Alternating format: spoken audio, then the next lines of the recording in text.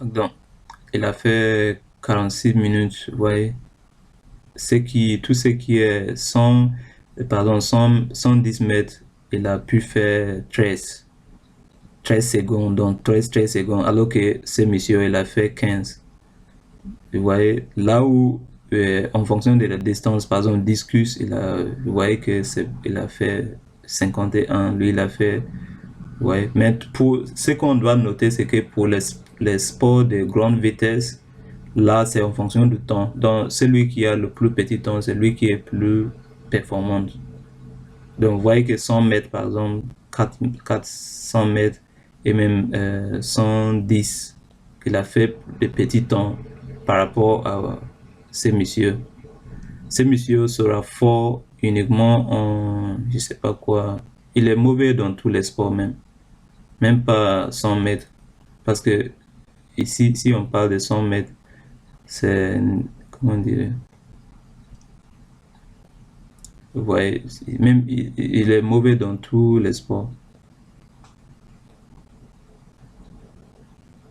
Parce que ici, je me suis trompé. Parce que ici, c'est négatif en fait. Si on va voir, ce côté, c'est négatif. Quand on parle de forte corrélation, ça doit être ici positif, une corrélation positive. Si ça par exemple, en fonction de l'Y, on peut dire que c'est corrélé positivement à l'Y, mais ici, c'est négativement à l'Y. Donc, si un individu se trouve ici, dans cette, comme des 100 mètres n'est même pas corrélé, n'est pas positivement corrélé au premier axe. J'espère que c'est clair. Donc, ce monsieur, il est mauvais dans tous les sports. Alors que ici, lui, il est bien dans tous les sports. Pourquoi? Parce qu'on a dit que ces variables sont corrélées au premier axe. Ça aussi, c'est corrélé au premier axe. Donc, un individu qui se trouve ici, ou bien ces individus auront de fortes valeurs pour toutes ces variables. À l'opposé, les individus qui se trouvent ici auront de faibles valeurs pour ces variables. En même temps, on a dit qu'un individu qui, comment dire, ça c'est inversement corrélé à ça, c'est négativement corrélé à ça. On constate que, voilà, ici c'est positif, alors qu'ici, pardon, ici c'est, ouais, par rapport au premier axe, on constate qu'ici c'est positif, par rapport au premier axe, ici c'est négatif. Donc c'est inversement corrélé. Ça veut dire que quelqu'un qui fait petit temps ici, pour faire 100 mètres, il pourra sauter une grande distance. Donc ça veut dire, si Karpov ici est ici, et long jump est collé avec ça, ça veut dire Karpov comment dire, aura de fortes distances, c'est-à-dire de grandes distances de sautes. Il saute de grandes distances. Et en même temps, il pourra courir dans un petit temps pour 100 mètres. Ça veut dire qu'il est performant dans tous les sports. En même temps, c'est les variables, pardon, les sports de force, ça c'est pour vitesse, ça c'est pour force, ça c'est pour sauter. Donc ça, les sports de force, de grande force sont corrélés aussi avec ça. Donc ça veut dire Karpov aura de grandes valeurs aussi pour ça. Donc tout, il est performant dans tous les sports. Par contre, ce monsieur ici, il est mauvais dans tous les sports. 100 mètres est négativement corrélé avec le premier axe. Donc, ça veut dire qu'il a de mauvaises notes dans ça. Je me suis trompé la première fois. Et ça se voit ici. Vous voyez que Bourguignon, il a de mauvaises performances dans tous les sports.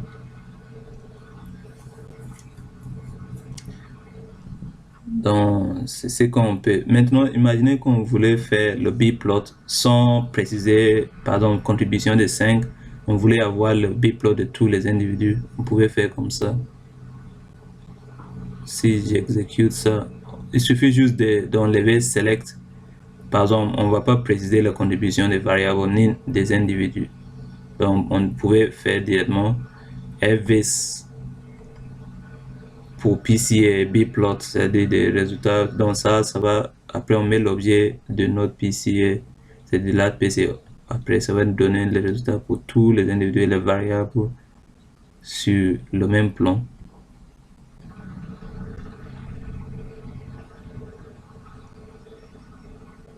Vous voyez. Ça, c'est tous les individus qui sont là.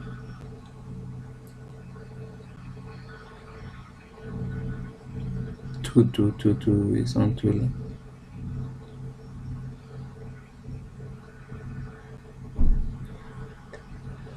Donc, qu'est-ce qu'on peut dire? Vous voyez que en termes de ressemblance des individus, quand on parle de ça, c'est en fait, on n'a pas encore, c'est pas parce que ici les individus et je pense qu'il vaut mieux maintenant aller au graphique des individus, mais parce que généralement il faut interpréter les individus avec les graphes, comment dire, les variables en même temps, parce que là, lorsque les individus sont corrélés avec une axe donnée, ça veut dire que, pardon, lorsque les variables sont collées avec une axe donnée, ça veut dire que les individus qui se trouvent dans ces côtés auront de fortes valeurs pour cette variable. C'est ce que ça veut dire. Par exemple, high jump est très corrélé avec le premier axe. Donc, les individus qui se trouvent ici auront de fortes valeurs pour high jump. C'est ça le principe. Et vous voyez que, par exemple, oui, c'est ça, c'est juste ça le principe. Après, on va continuer pour gagner du temps. Maintenant, on va voir la contribution des variables aux axes. Pour faire ça, on utilise la commande rv underscore pca, c'est-à-dire le graphique pour les variables toujours. Mais maintenant, parce qu'on veut voir la contribution des variables, différentes variables aux axes, on va ajouter ce qu'on appelle un gradient des couleurs en fait. Pour voilà. Et après on va mettre bleu, on a 3 couleurs de préférence, par exemple bleu, jaune, ainsi de suite. Après on va dire par exemple résultat de la couleur, c'est juste le, comment dire, ça va nous donner une légende, voilà, qu'on va le nommer contribution de variables. Après ça va porter des couleurs qui vont, on va voir si j'exécute ça, ça va nous montrer sur le cercle de corrélation la contribution de différentes variables aux axes.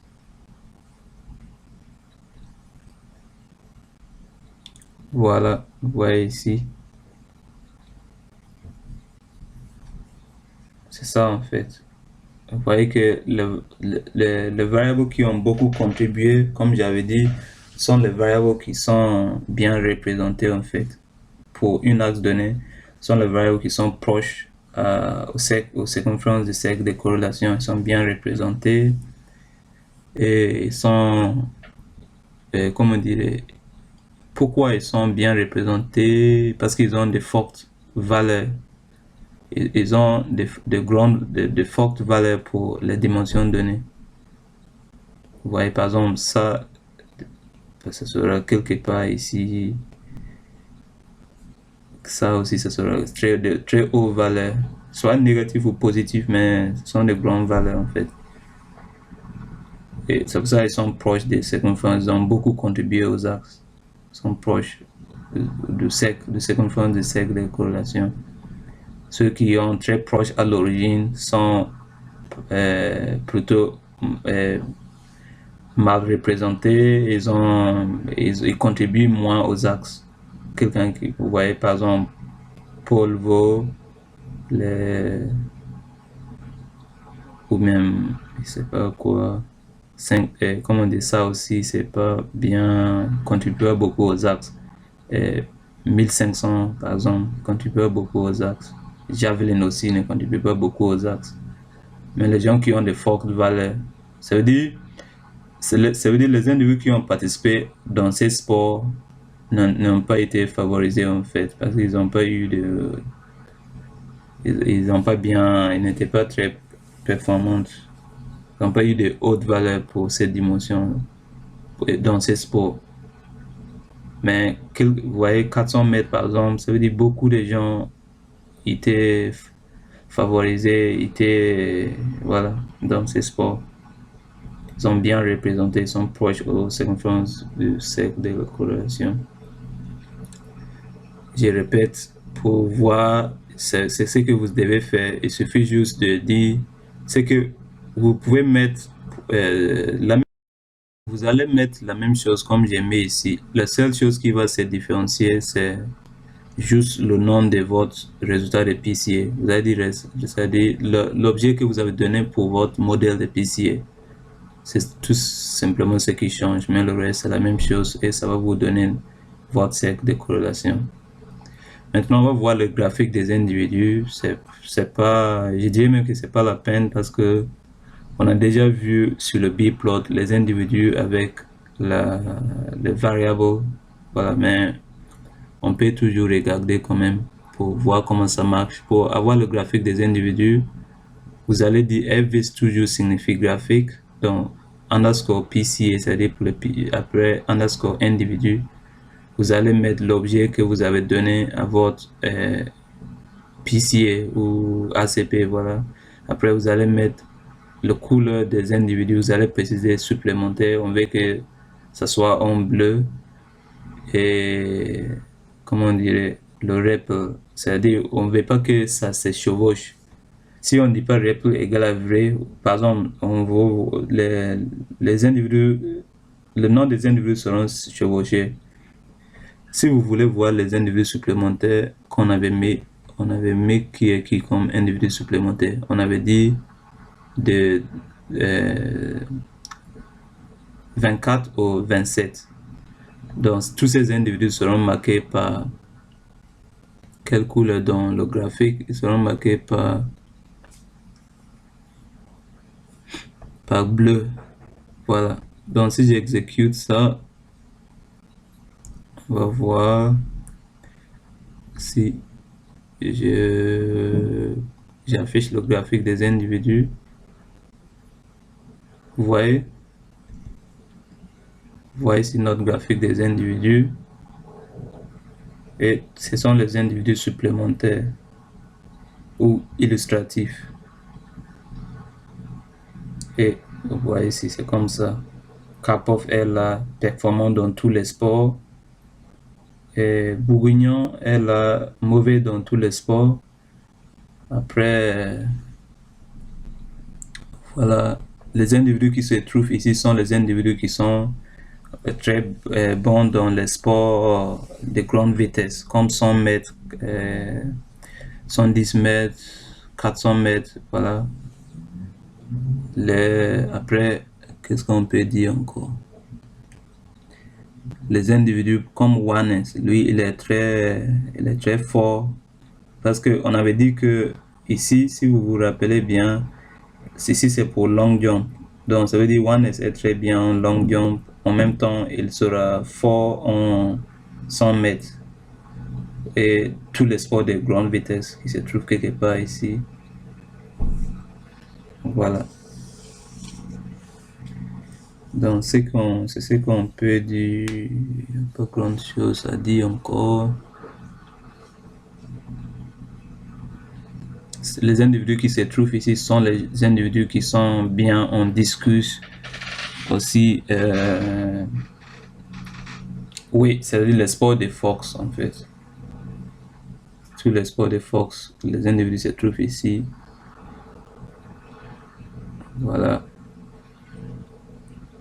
Les individus qui se trouvent ici sont mauvais dans tous les sports en fait, surtout Bourguignon.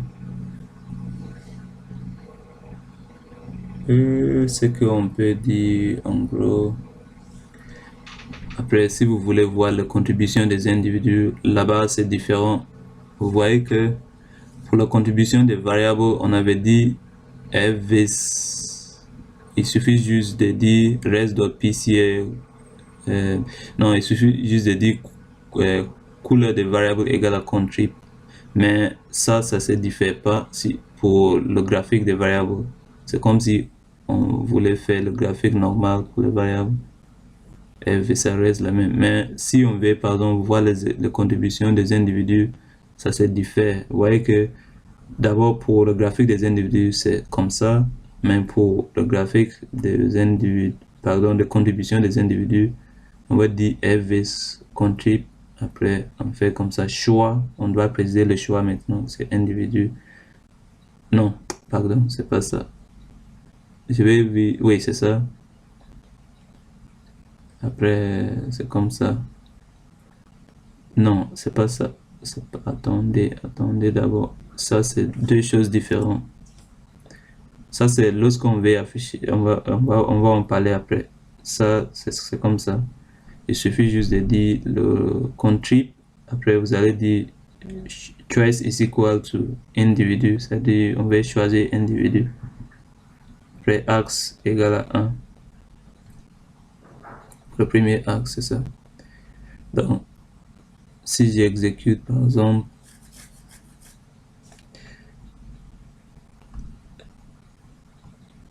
et vous allez voir la contribution des individus aux axes.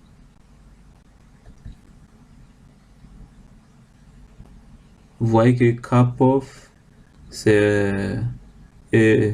Karpov a beaucoup contribué aux axes. Aussi, c'est monsieur, parce que Karpov, lui, il était performant dans tous les sports. Donc, il s'est trouvé quelque part comme ça dans le graphique des individus. Bourgnon aussi, il était mauvais dans tous les sports, mais ça lui a permis aussi de contribuer beaucoup aux axes. Voilà, après, vous voyez, c'est comme ça, jusqu'à ceux qui ont moins contribué aux axes. Après, maintenant, supposons qu'on voulait voir, comment on l'appelle, en fonction de notre variable supplémentaire qu'on avait ajouté, qui est la, pardon, j'enlève les filtres, notre variable supplémentaire qu'on a, qui est le type de compétition, des Casta ou bien Olympic Games. Si on veut voir, on veut répartir en fait selon ça, on veut répartir les résultats selon, comment dire, des individus en fonction de comment on appelle, en fonction de différents sports qu'ils ont participé. On veut avoir un diagramme dont on doit dire habilage is equal to la variable trace. Vous voyez, on va utiliser, après on va dire choix égal à individu. Vous allez mettre les axes, voilà, pour les deux axes en fait. Après, vous allez combiner pour les deux axes. Après ça, la chose la plus importante, c'est de mettre votre nom de, comment dire, de votre PCA, qui est la reste de PCA, c'est l'objet moi j'ai utilisé. Après, ici, vous allez, en fonction de la variable qualitative que vous voulez, comment dire, selon laquelle, supplémentaire, selon laquelle vous voulez répartir vos individus sur le graphique, ou bien les différencier. Donc, vous allez préciser, moi, c'est le 13e variable qui est ma variable qualitative supplémentaire. Donc, si j'exécute ça,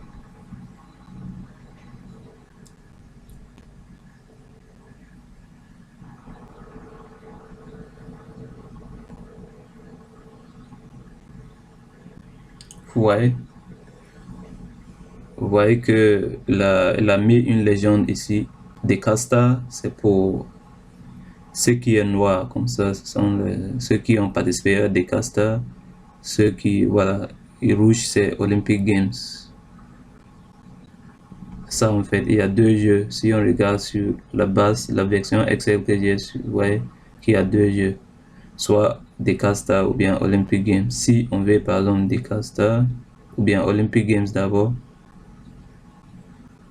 vous voyez que, par exemple, Sebrel, elle a participé aux Olympic Games.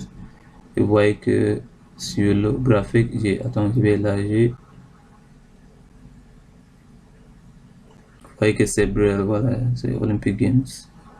Donc c'est une autre façon de faire. Si vous voulez voir répartir en fonction des types de jeux qu'ils ont fait, si vous avez une variable qualitative et vous voulez, comment dire, afficher un graphique montrant les différentes catégories. Après, il y a une dernière, il y a d'autres trucs à voir, mais tout ce que l'important, c'est de pouvoir interpréter le graphique des individus et des variables. Le reste qu'on est en train de faire, c'est juste des choses supplémentaires. Supposons qu'on veut connaître, par exemple, les variables les plus caractéristiques de chaque dimension. Désolé pour l'interruption. Si on veut connaître les variables les plus caractéristiques pour chaque dimension, on utilise la commande qu'on appelle dimsdec. Dimsdec se trouve dans comment on appelle ça? Factor minr. Factor minr contient PCA, en même temps ça contient la fonction dimsdec. Et c'est lui qui contient aussi la base Decathlon qu'on est en train d'utiliser. Donc dimsdec nous permet de voir les variables les plus caractéristiques pour chaque dimension. Donc, c'est quoi le principe? Le principe, c'est que il va faire, comment on dirait, il va trouver, R va faire quoi? Il va trouver tous les variables qui sont fortement corrélés aux dimensions données à un seuil donné. Parce qu'il va faire, il va faire un test statistique du coefficient de corrélation entre je vais d'abord exécuter, comme ça on va voir, mais j'explique d'abord. Il va faire un test statistique entre le coefficient du coefficient de corrélation. Donc on doit préciser le seuil. Pardon, nous on va préciser qu'à un seuil de 0,05.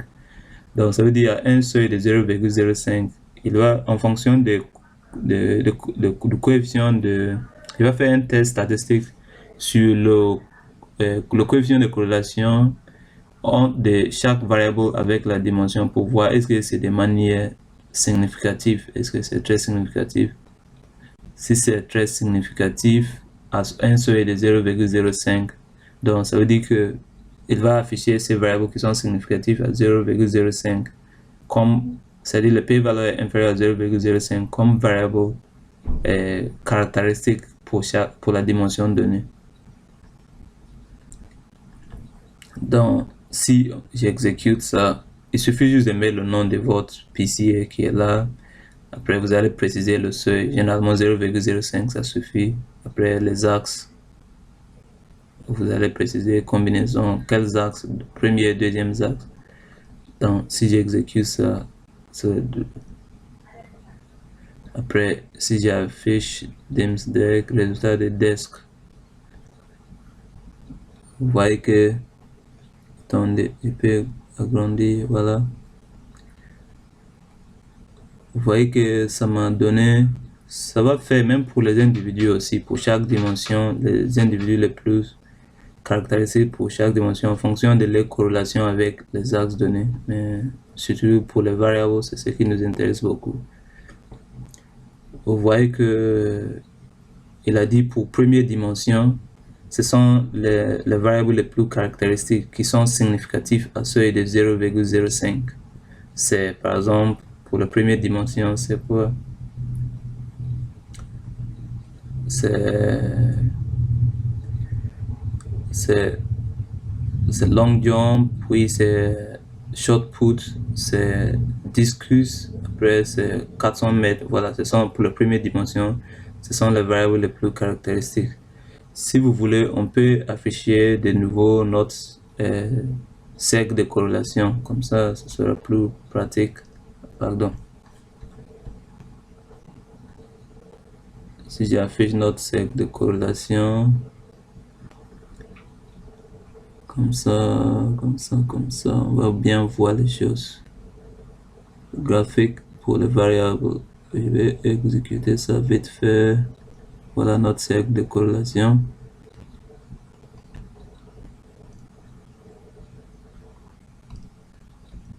Pour les variables, en fait. Voilà.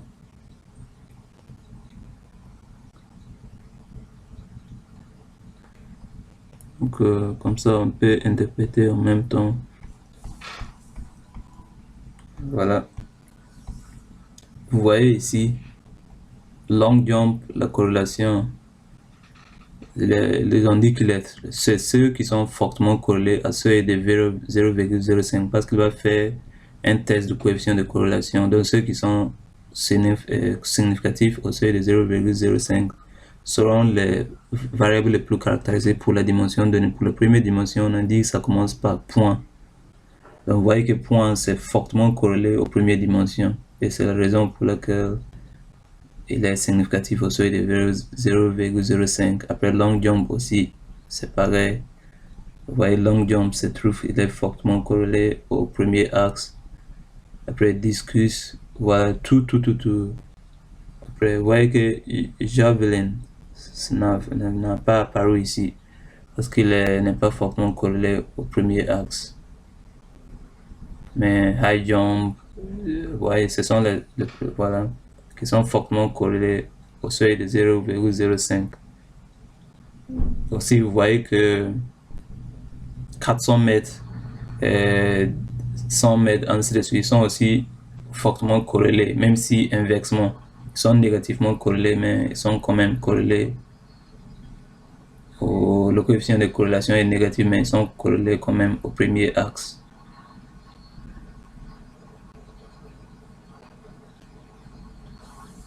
Donc, parce qu'ils sont négativement corrélés, mais au seuil de 0,05, le coefficient de corrélation varie entre -1 et +1. 0 veut dire pas de corrélation, donc ça peut être négatif, une corrélation fortement négative, comme ça peut être une corrélation fortement positive. Lorsqu'il s'agit d'une corrélation fortement négative, comme dans ce cas, si un individu comme Bourguignon qu'on avait trouvé ici, se trouve ici, ça veut dire qu'il sera mauvais dans ces sports, parce que ces sports sont négativement corrélés à ça. Comme ils sont négativement corrélés, ça veut dire qu'il y aura de faibles performances dans ces sports. Voilà. Après, si on regarde la deuxième dimension, vous voyez que au seuil de 0,05, c'est short put qui est toujours fortement corrélé aux deuxième dimension. Après 400 mètres, vous voyez que c'est proche, mais vous voyez que 100 mètres n'apparaît pas parce que c'est très loin du deuxième axe, l'axe vertical. Après javelin, vous voyez que c'est proche. Alors que javelin est très loin du premier axe, donc il n'est pas fortement collé au premier axe, l'axe horizontal, mais il est plutôt, vous voyez qu'il n'y avait pas javelin ici, mais il y a javelin ici, pour la deuxième dimension. Voilà. Donc, en gros, c'est ça le principe de corrélation. En utilisant DIMSDEX, ça nous permet de voir au seuil de 0,05 les variables les plus caractéristiques pour chaque dimension. Donc on a vu DIMSDEX, c'est très intéressant. Après, qu'est-ce qu'on peut voir aussi? Je pense que ça suffit. Qu'est-ce qu'on peut faire encore? Si vous voulez voir la contribution des individus aux axes, je pense qu'on a déjà vu ça. Si j'exécute ça,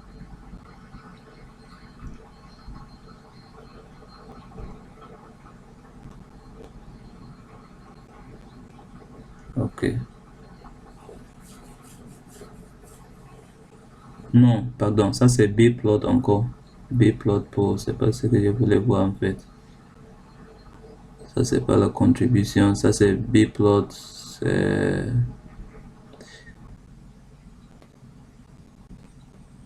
ça c'est le graphique pour plutôt la qualité de représentation en fait.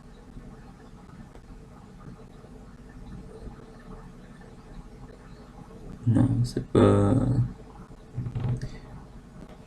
ce qu'on peut voir aussi, c'est que on peut aussi, sachant qu'on peut aussi faire. Attends, je vais voir encore cette coupe, je sais pas c'est quoi, voilà. Ça c'est un bplot de, comment dire, vous voyez des individus avec les variables.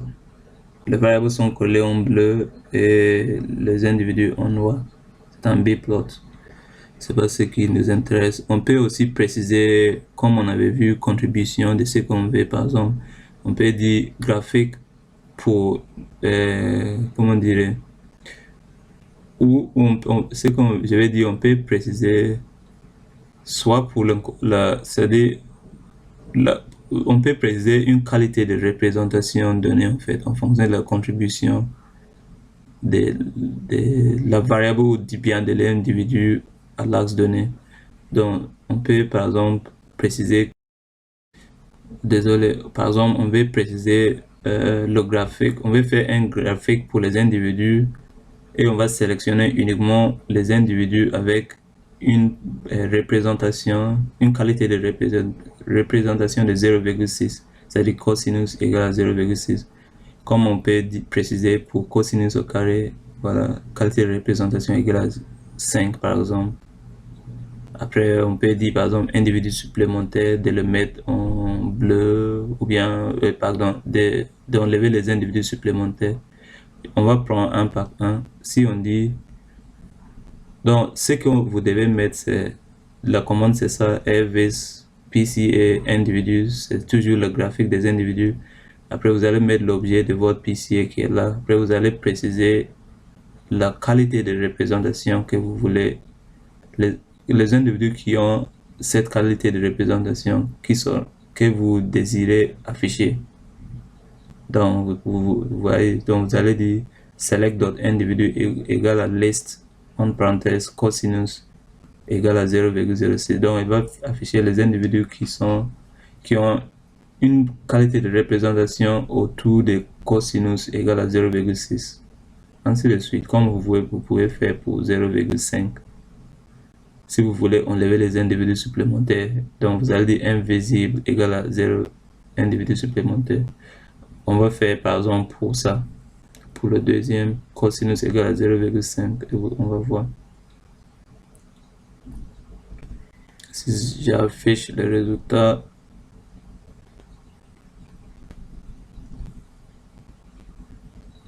vous voyez que c'est ça en fait. Kapov, Wana, Tatata, Drius, Bourguignon, ainsi de suite. Après, il a mis les individus supplémentaires qui sont là en bleu. Donc, vous voyez qu'il y avait beaucoup d'individus. Normalement, il y a beaucoup d'individus qui ont participé au sport. Mais lorsqu'on a précisé qu'on veut les gens qui ont une qualité de représentation d'autour de cosinus égale à 0, pardon, à 5. Donc, vous voyez qu'il a précisé, ce sont les gens qui ont beaucoup contribué aux axes, en fait, comment dire, qui sont bien représentés et qui ont une qualité de représentation de cosinus égale à 0,5, pardon. Si on va diminuer un petit peu, pardon, on dit 0,6, on va voir ce que ça va donner.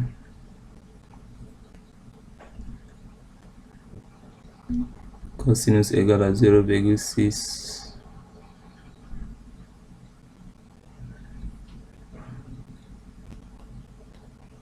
Vous voyez qu'il y a d'autres, il a ajouté d'autres personnes.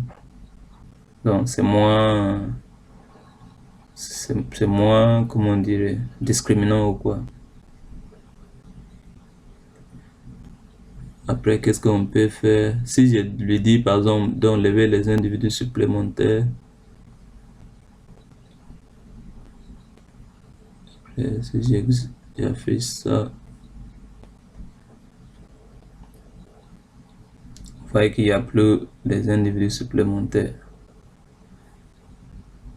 Mais lorsqu'on avait mis sans dire individus supplémentaires invisibles, sans rendre les individus supplémentaires invisibles, ça apparaît là-bas en bleu. Regardez. Attendez.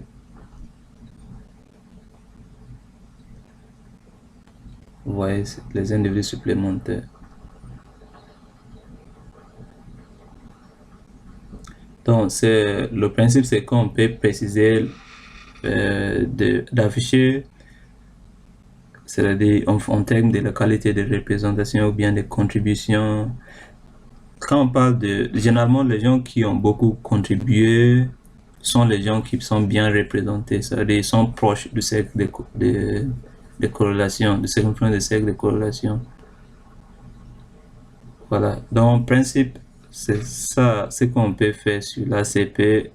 Je vais laisser au-dessous dans la description le lien de toutes les vidéos, pardon. Voilà, pourtant, et comme ça, si vous n'avez pas regardé la première partie, vous pouvez regarder dans cet ordre pour mieux comprendre toutes les étapes de l'ACP. Je vous remercie pour votre attention et veuillez vous abonner pour ne pas rater les prochaines vidéos. Comme ça, chaque fois que je publie une vidéo, vous serez notifié tout de suite.